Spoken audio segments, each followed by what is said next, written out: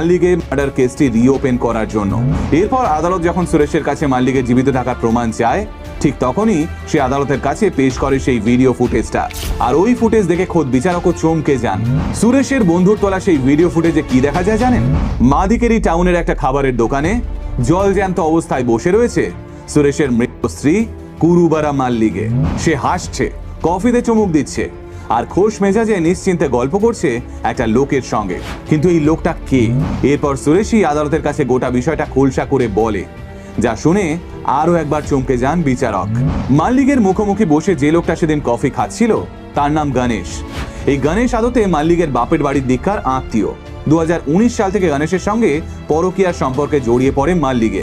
এদিকে মাল্লিকে যেমন এক ছেলে ও এক মেয়ের মা, তেমনি অন্যদিকে গণেশও তেমন দুই মেয়ের বাবা। সুরেশ নিজের স্ত্রীর এই পরকীয়ার বিষয়টা জানতে পারলেও নিজের সন্তানদের মুখের দিকে তাকিয়ে সবটা সহ্য করে নিয়েছিল।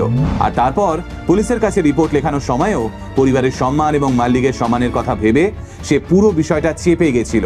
হ্যাঁ, পুলিশের কাছে উচ্চারিত হয়েও সুরেশ নিজের স্ত্রীর সম্মান বাঁচানোর জন্য একটাবারও মাল্লিকের পরকীয়ার কথাটা প্রকাশ্যে আনেনি।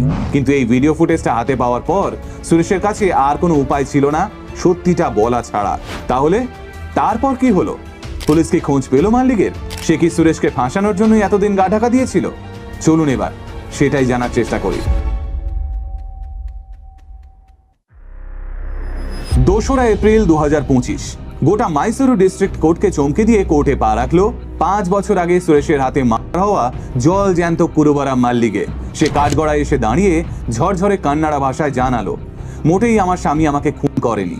আজ থেকে 5 বছর আগে ডিসেম্বর মাসে আমি ওর সঙ্গে ঝগড়া করে বাড়ি থেকে বেরিয়ে গেছিলাম। তারপর আমি গণেশের সঙ্গে দেখা করি আর ওর সঙ্গেই থেকে যাওয়ার সিদ্ধান্ত নিই। সুরেশ যাতে আমার সঙ্গে কোনোভাবে যোগাযোগ করতে না পারে সেই কারণেই আমার এবং গণেশ দুজনেরই ফোন বন্ধ ছিল। বিগত 5 বছর ধরে আমি গণেশের সঙ্গেই ওর লাইন হাউসে আছি। আমি জানতেও পারিনি যে এদিকে এত কিছু ঘটে গেছে। জানলে আগেই এসে সুরেশকে নির্দোষ প্রমাণ করে দিতাম। মাল্লিকের এই বয়ান চাঞ্চল্য ফেলে দেয় গোটা কোর্ট চত্বরে। পাশাপাশি আদালত এটাও জানতে পারে যে গত 5 বছর ধরে মাল্লিকে আদতে মাদিকেরি টাউন থেকে মাত্র 25-30 কিলোমিটার দূরেই থাকতো, অথচ পুলিশ তাকে একবারও ঠিকভাবে খোঁজার চেষ্টাটুকু